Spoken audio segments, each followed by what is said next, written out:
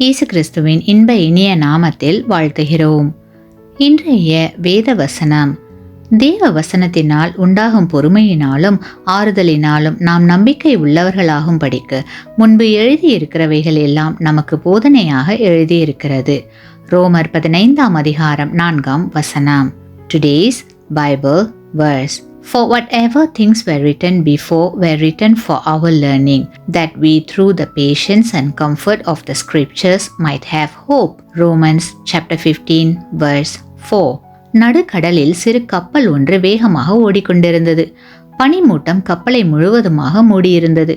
இப்படிப்பட்ட நிலையில் கப்பல் வேகமாக ஓடிக்கொண்டிருந்ததால் பயணிகள் கோபத்தால் கொந்தளித்தார்கள். அங்கே இருந்த மாலுமி ஒருவரை பார்த்து, இப்படிப்பட்ட பனிமூட்டம் இருக்கும் போது நீங்கள் கப்பலை இவ்வளவு வேகமாக ஓட்டிக்கொண்டிருக்கிறீர்களே, விபத்து ஏற்பட்டு விடாதா என்று தங்கள் கவலைகளை தெரிவித்தார்கள்.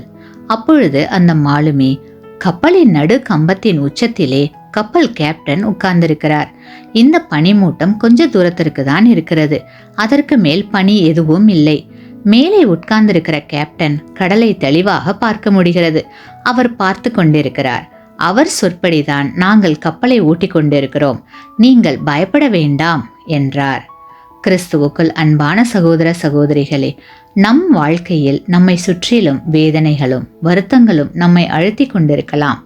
ஆனாலும் பொறுமையோடு இருக்க வேண்டியது மிகவும் அவசியம்.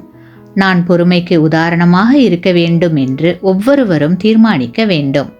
என்னுடைய நோக்கத்தை மற்றவர்கள் பாராட்டினாலும் பாராட்டாவிட்டாலும் நான் நல்லது செய்ய வேண்டும் என்று தீர்மானிக்க வேண்டும்.